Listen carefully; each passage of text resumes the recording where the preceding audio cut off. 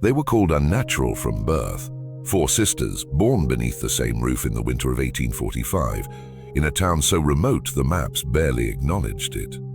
And yet, what happened inside that rotting Maine farmhouse would ripple outward for decades, whispered between doctors, priests, and later, government men who arrived under false names and left with boxes no one was allowed to open. The bodies were never buried. The science was never published.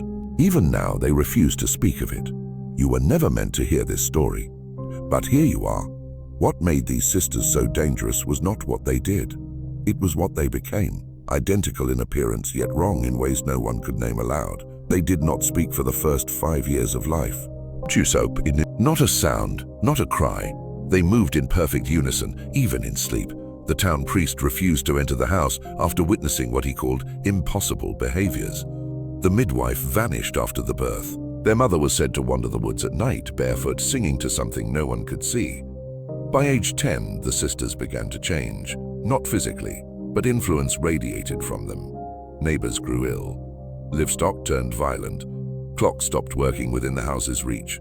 Men whispered of hearing their names called from beneath the floorboards. The family farm rotted while their father, once a proud war veteran, was found in the attic, teeth pulled from his own mouth, scribbling symbols in blood across the beams. And yet, no official records exist. Not of their birth, not of their deaths, only fragments in private correspondence between men of medicine and theology, hinting that the sisters represented something older than science, something beneath human understanding, but deeply invested in shaping it. By the winter of 1861, the house was gone. Not burned, not demolished, gone. Its foundation replaced by a government facility with no listed purpose. Why would authorities erase children from history? Why would men in power fear 4 girls so much they'd silence generations to keep their secret buried? Because some truths threaten the architecture of control itself. And these sisters, they weren't simply victims of the unknown. They were expressions of it. A glimpse into the machinery behind what you call reality. This is not folklore. This is how the world truly works. You were taught to believe that science exists to explain the world, to illuminate, to solve, to tame. But there are things science encounters that it does not explain. It buries them. And the story of the 4 sisters of Maine was not simply buried. It was scrubbed, erased, sealed under orders from institutions older than the government itself, because what these girls represented threatened more than just a town's peace. It threatened the entire illusion of control. By 1847, private correspondence between Harvard physicians described the sisters as fixed points of influence, human anomalies whose mere presence altered physical environments. Crops failed in patterns, metal tools rusted in days, animals miscarried en masse. Even the tides along the coast shifted unpredictably during their adolescence. These were not children in the traditional sense. They were described in confidential reports as a form of living geometry, not people, anchors, mechanisms for something older than man's understanding of nature.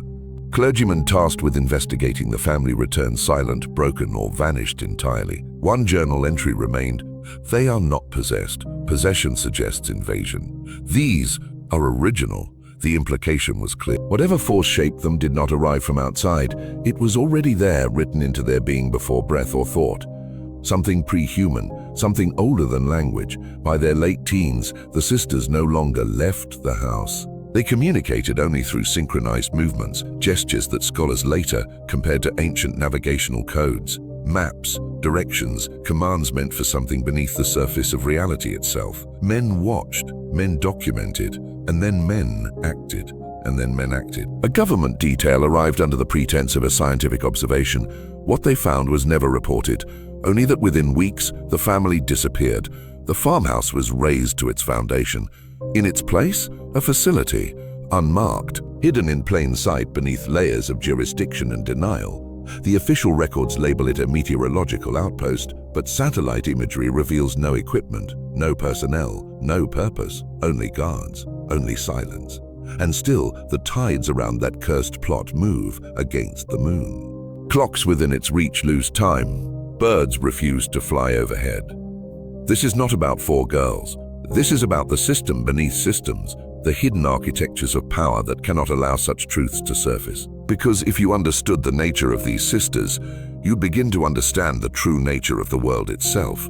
There's a reason this story isn't taught in schools. A reason no textbook mentions the Whitlock sisters of Maine, no documentary explores the vanished farmhouse, no historian dares publish what little evidence remains. Because beneath the facade of science and history lies something colder, something older, a system designed not to reveal truth, but to contain it.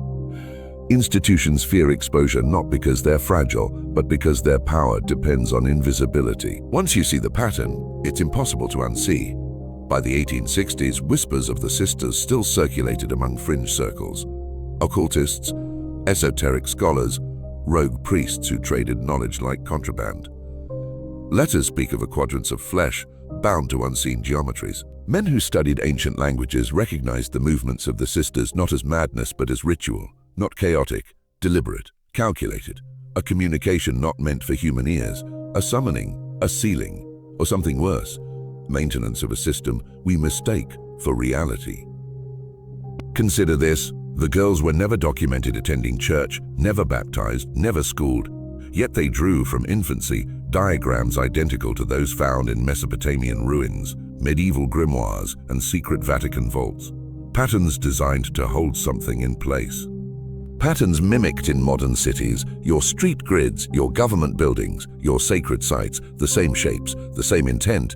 Coincidence does not repeat across centuries, design does. And those who understand this design, they do not share it, they guard it, they weaponize it. These girls were never meant to grow old. They were meant to be studied, replicated, silenced. The facility built atop their home still stands, its records sealed beneath layers of classification. And yet, anomalies persist. Locals report animals vanishing near the grounds. Compasses fail. Radios die. Lights flicker in patterns no technician can explain. Something beneath that soil still breathes, still waits, still turns. This is why history hides them, not out of shame, out of strategy. Because the truth about these sisters leads to larger truths about how humanity has been manipulated, divided, controlled through invisible systems far older than politics, far deeper than religion. At this point, you must decide, are you here to hear another ghost story? Or are you ready to see how deep the architecture truly goes? If you're ready, mark yourself below. Type B with the first quadrant. Type it twice. Lock in your awareness. Let them know you see the pattern now. Now you begin to see why this was buried. Not because it was too strange, but because it was too true. The sisters were not an anomaly, they were a revelation. Proof that beneath the surface of ordinary life, forces operate in patterns, cycles, and symbols that most men will never understand. Or worse, will never even notice. You've lived inside these patterns your entire life. Streets designed as grids, buildings aligned to unseen coordinates, calendars structured around ancient markers disguised as tradition. The Whitlock sisters were not the first, and they were never alone. Across history, isolated families have been touched by something older. 4 daughters in Bavaria whose home produced geometric burns upon the earth. A farmhouse in Wales where 4 sisters spoke languages no scholar recognized but priests feared. Always 4, always isolated. Always bound to land where magnetic fields fracture and compasses spin. These are not coincidences. These are maintenance points in a network older than civilization itself. Science cannot speak of this because science is tethered to institutions. Institutions are tethered to control. Control demands silence over revelation.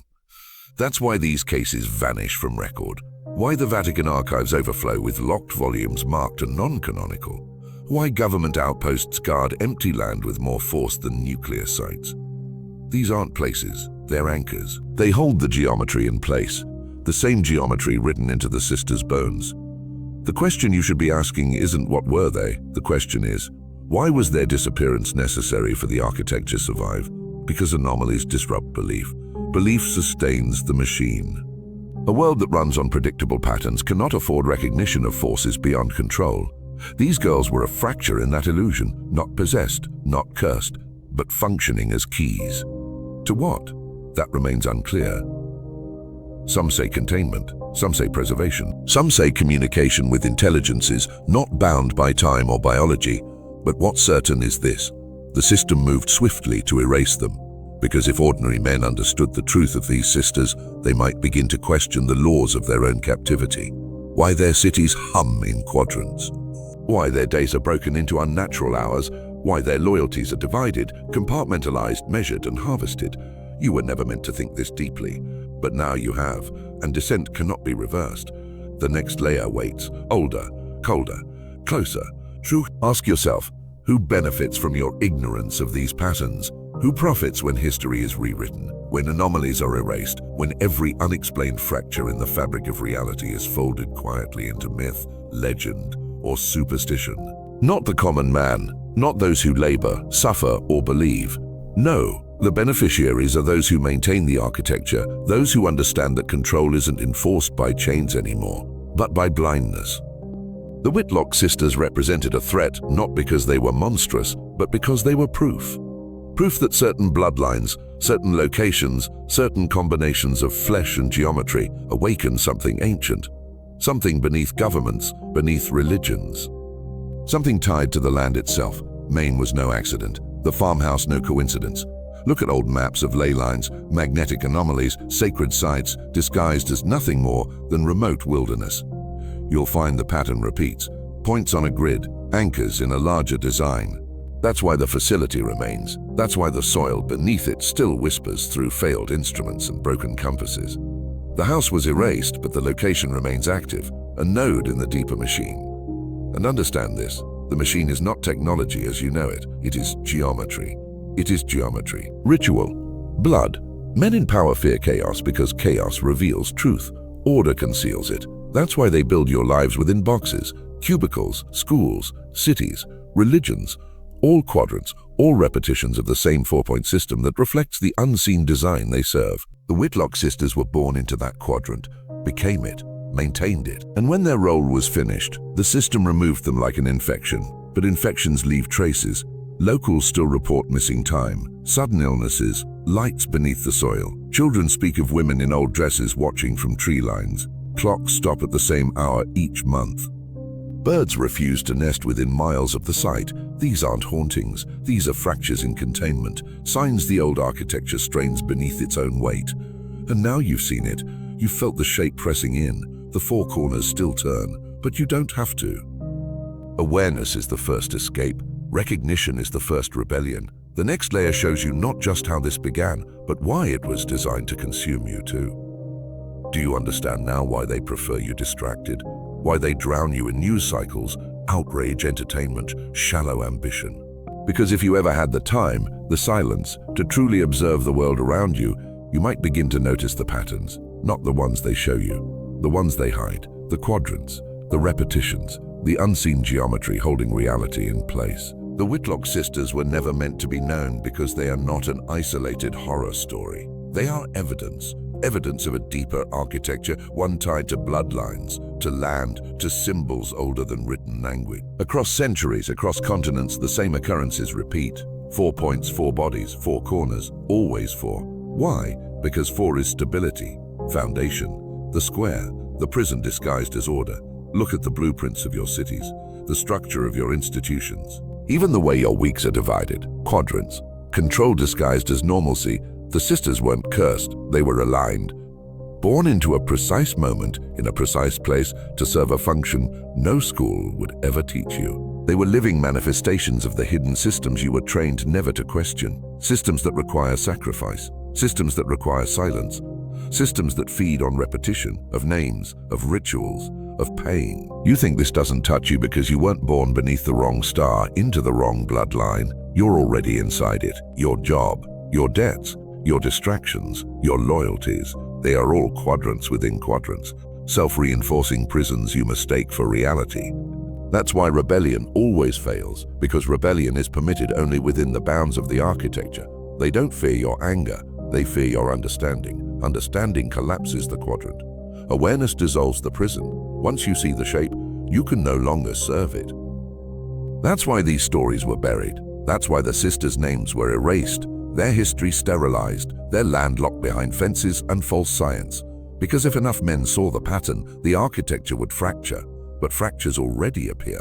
Lights beneath the ground, birds in fear, clocks that fail, And men, like you, who begin to ask questions no system can survive.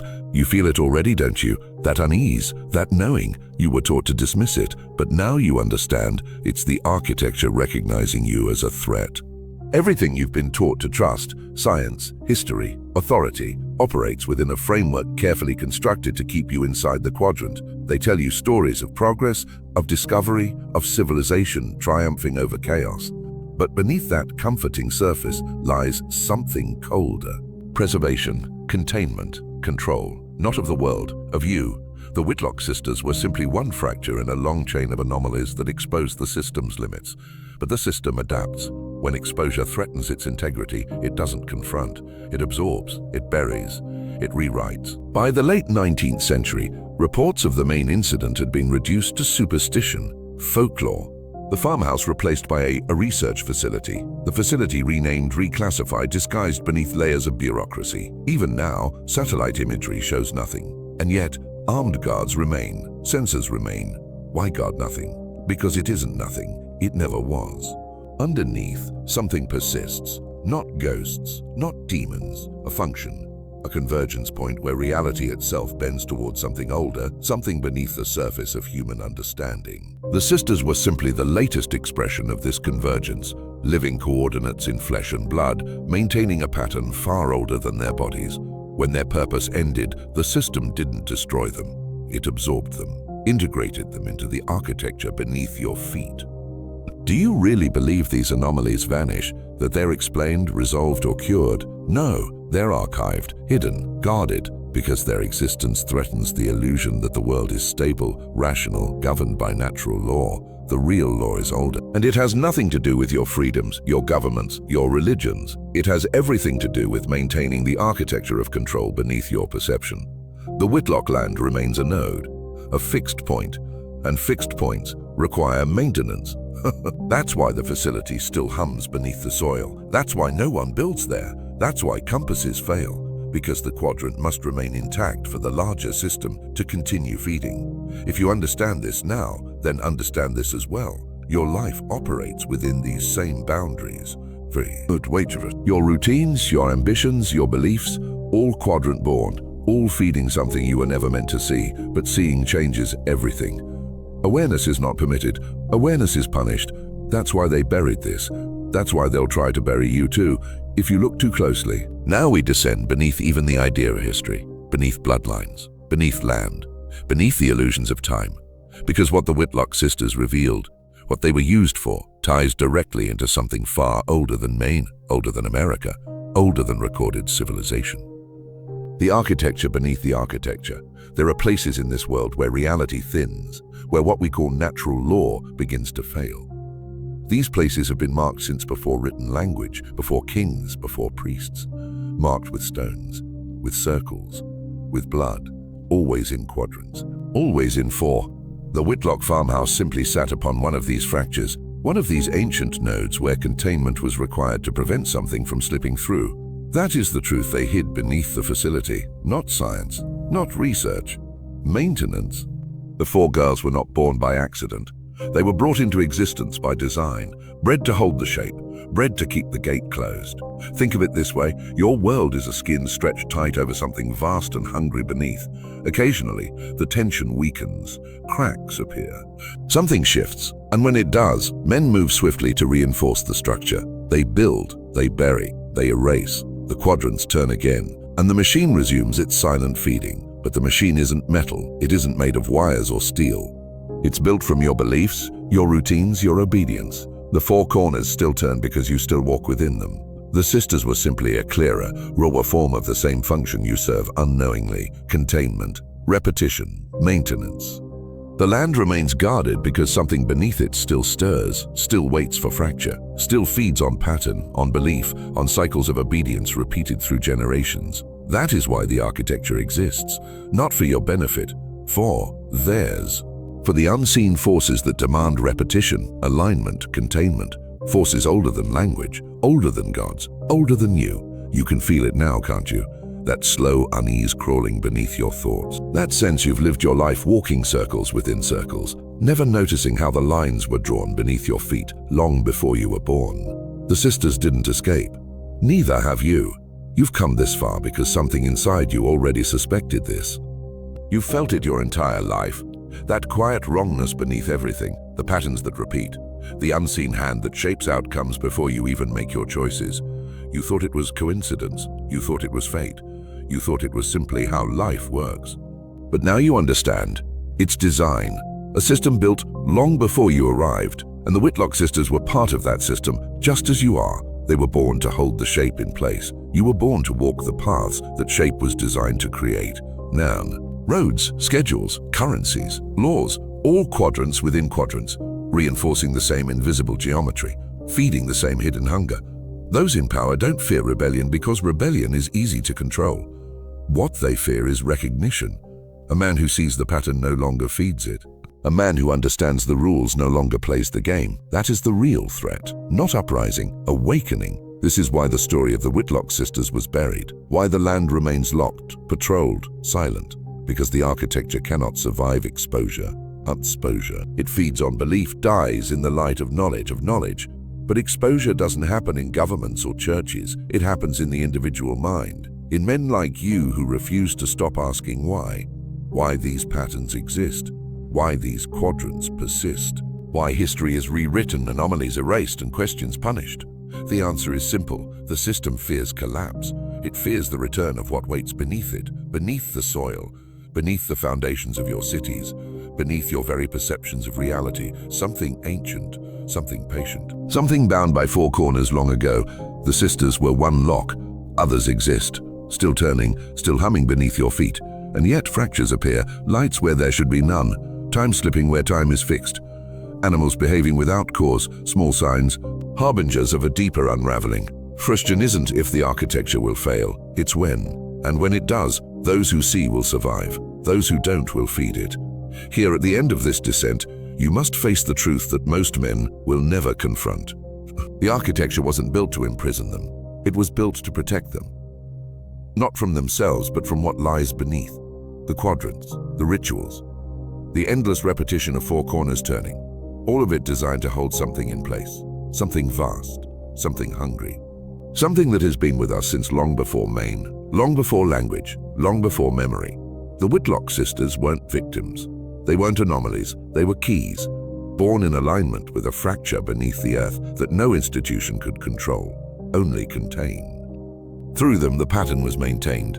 Through them, the hunger was satisfied. And when their bodies could no longer serve the function, the land itself was sealed, guarded, silenced. But time corrodes even the deepest seals. Patterns fail. Men grow arrogant. Systems weaken. You see the signs now. The strange lights beneath the soil, the animals fleeing without cause, the time lost without explanation. The fractures widen. The quadrants falter. What was once held beneath is rising again, slowly, patiently. You were never meant to know this. You were meant to toil within the squares they built for you, to chase ambition scripted generations before you were born, to marry, to work, to worship, to obey. All rituals, all repetitions, all feeding the machine beneath the machine. Because belief is power, and obedience is fuel. But now you've seen through it, and what's been seen cannot be unseen. You understand why history buries these stories. Why institutions fear exposure more than rebellion. Because exposure breaks the spell. Awareness dissolves the cage. The architecture cannot hold those who refuse to walk its lines. The final truth is this: you were never truly powerless. They only taught you to believe you were. The moment you understand the pattern, you step outside of it. The moment you refuse obedience, the quadrant weakens. And when enough men awaken, the machine breaks, the seals fracture, and what lies beneath must face the light for the first time in centuries. The four corners still turn.